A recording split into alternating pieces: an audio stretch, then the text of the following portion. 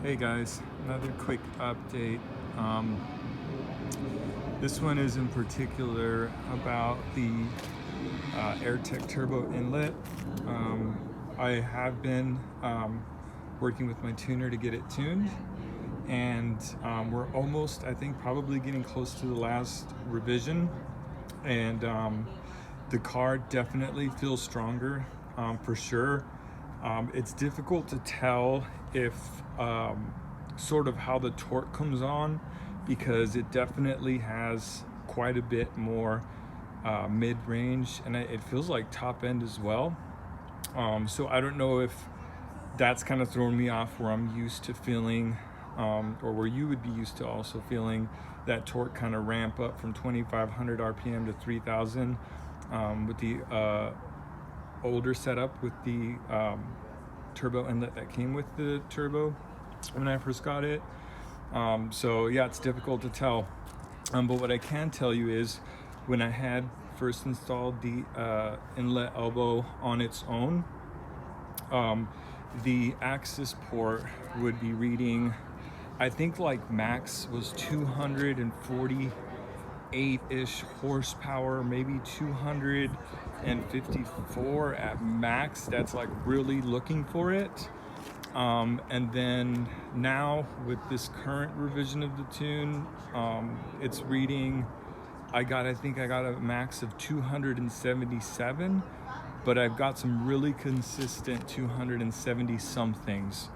And the reason why I'm mentioning that is because I haven't gotten the car dynoed. I was gonna kind of wait until the car was dynoed, but with the holidays and everything, I don't know how soon that'll be. So yeah, I guess you can take it for what it's worth, but that axis port typically would read like 20 horsepower below what it actually was. So when I would see like 250 horsepower before I got that second,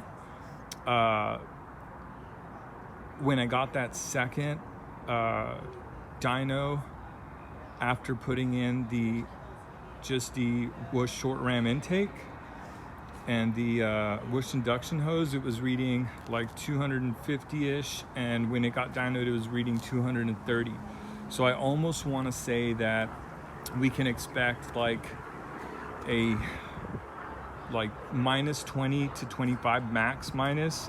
So if this thing, I think so far from what I've seen, I've seen the estimated on the axis port read 277 something. So basically, if I were to just maybe take off 20 horsepower from that, plus 2, because it is making a little bit more power, that should put this car, I think, somewhere closer to 250 horsepower. So it's tough to tell. I think the dyno is really going to tell us a lot more, but yeah, just wanted to give you guys a heads up on that. So I'm trying to sort of do some basic math here and theoretical math, just to give you an idea of how my reasoning behind what I think the numbers are.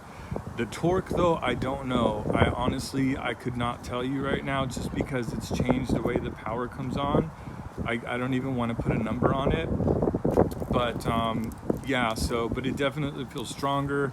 I mean, that third gear pull on getting on the highway from like 60 miles an hour, 50, it moves. And even fourth gear, honestly, fourth gear now is super starting to impress me.